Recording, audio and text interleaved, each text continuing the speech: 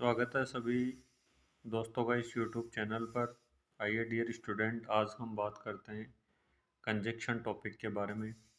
कुछ कंजक्शन जो है वो हम पहले के वीडियो में पढ़ चुके हैं और शेष बचे हुए जो कंजक्शन है उनका स्टडी आज हम इस वीडियो के माध्यम से करेंगे। जैसे कि पहले हमने देखा एंड कंजक्शन का यूजेज कहाँ होता है, बोथ एंड का प्रयोग कहाँ होता है, as well as not only but also का प्रयोग हम पहले पढ़ चुके हैं। तो आज हम आगे इस वीडियो में देखेंगे आइदर और का प्रयोग कहाँ होता है, किस सेंटेंस में होता है और कैसे किया जाता है। तो देखिए, आइदर और का हिंदी में अर्थ होता है या तो या।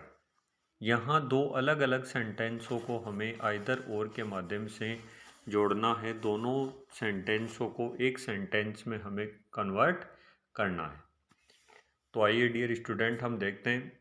अपने पास में एक सेंटेंस है, Varun is writing a letter, he is writing a story.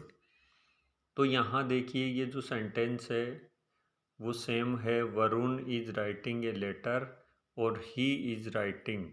ठीक है, यानी ए लेटर और ए स्टोरी को आप छोड़ दीजिए। तो वरुण इज राइटिंग दोनों में कॉमन है, यानी ये जो ही है वो भी किसके लिए आ रहा है, वरुण के लिए ही आ रहा है। तो Varun is writing either a letter or a story, कि वरुण या तो एक पत्र लिख रहा है या फिर एक कहानी लिख रहा है।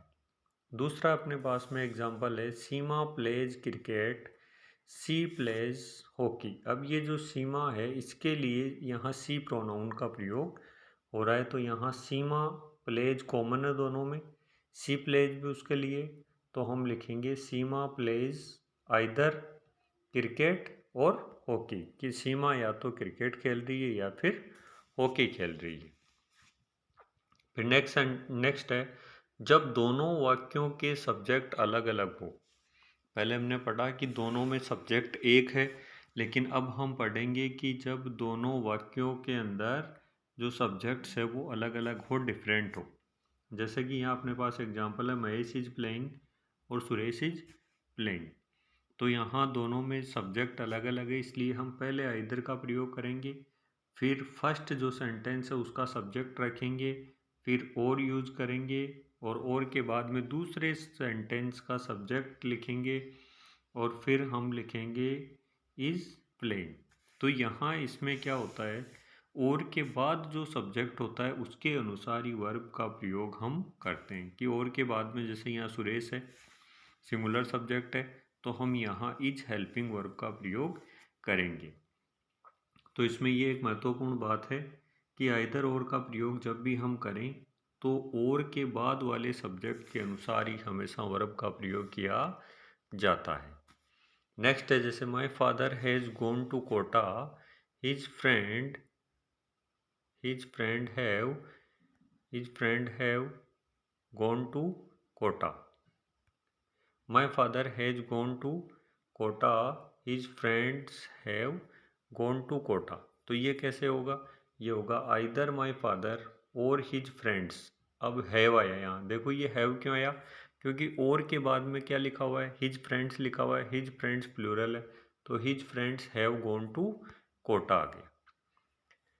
तो ये था अपना आइदर और का प्रयोग। दो प्रकार से होता है, कि जब सब्जेक्ट अलग अलग होते हैं तो किस प्रकार से होता है, और जब सब्जेक्ट सिंगुलर होता है तो कैसे यूजेज होता है। अब हम आगे पढ़ेंगे नाइदर नोर का प्रयोग, ना तो ना, जिसका फर्स्ट सेंटेंस है, Vimla is not laughing, she is not weeping. तो आइदर नाइदर नोर वाले में हमें क्या करना है, एक तो जो नोट है इसको हटाना है, नोट को हटाना है। दोनों सेंटेंस में दिया गया नोट वो हटेगा, क्योंकि नाइदर नोर जिस सेंटेंस में आ जाता है वो नेगेटिव सेंटेंस हो जाता है।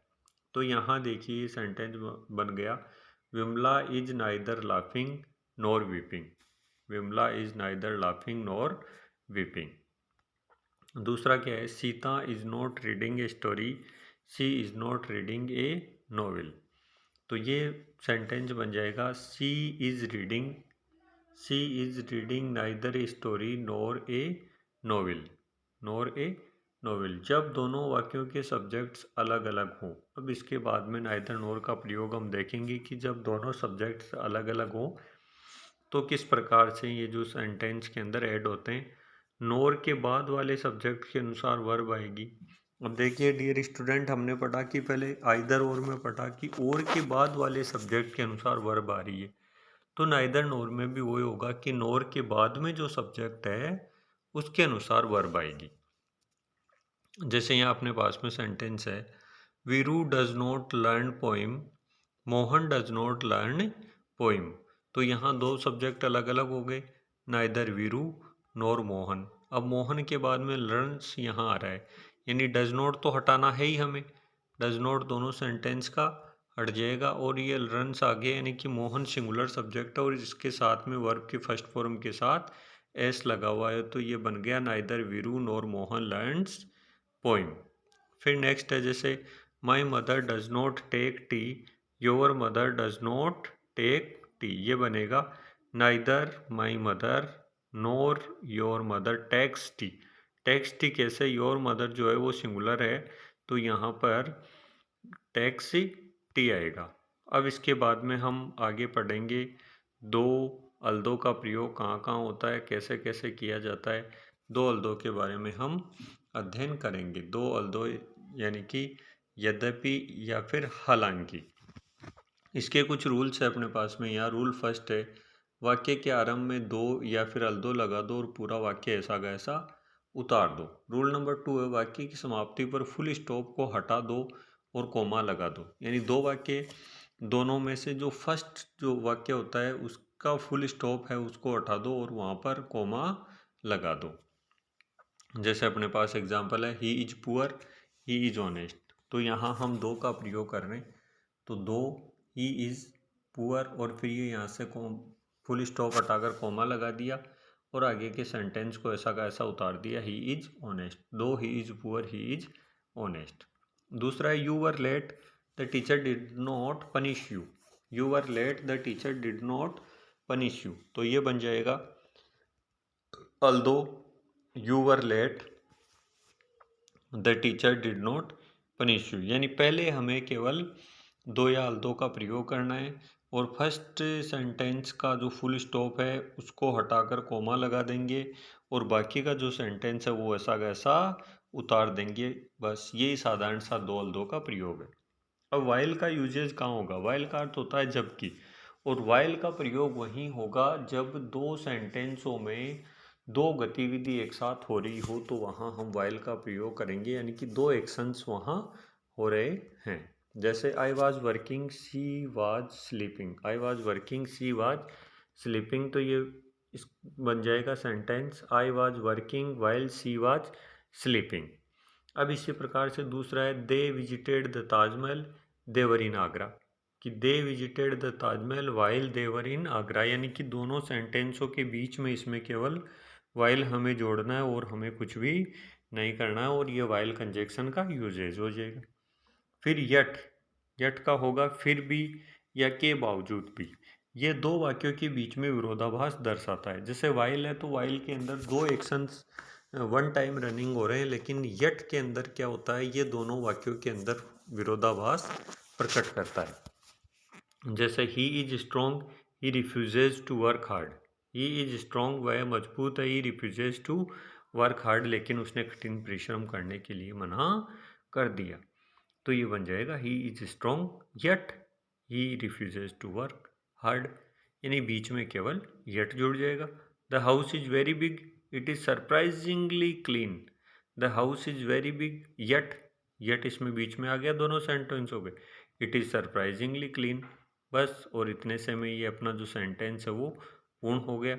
अब इसके बाद में हम आगे देखेंगे ठू टू का प्रयोग। ठू टू का प्रयोग कहाँ होता है? ठू टू का प्रयोग होता है कि अपने पास में जैसे सेंटेंस नंबर 1 है, the old man was very weak, he could not walk fast. तो इसमें एक तो ये जो कुड नॉट आता है वो इसमें से हट जाता है और एक वेरी की जगह ठू लग जाता है। बस ये दो सीधी सी बात है कि वेरी की जगह यहाँ हमें ठू का प्रयोग करना है और कुड नॉट की जगह हमें टू का प्रयोग करना है। जैसे the old man was too weak to walk fast. फिर दूसरा है, he is very old, he can not learn. तो यहाँ वेरी को हटाओ और टू का प्रयोग करो और यहाँ कैन नॉट को हटाकर टू का प्रयोग करो, तो ये बन जाएगा he is too old to learn things. He is too old to learn things. तो इस प्रकार से हमें इन कंजक्शनों को हल करना है। मैं आशा करता हूँ कि आपको इस वीडियो के माध्यम से अच्छे से समझ में आया होगा। धन्यवाद।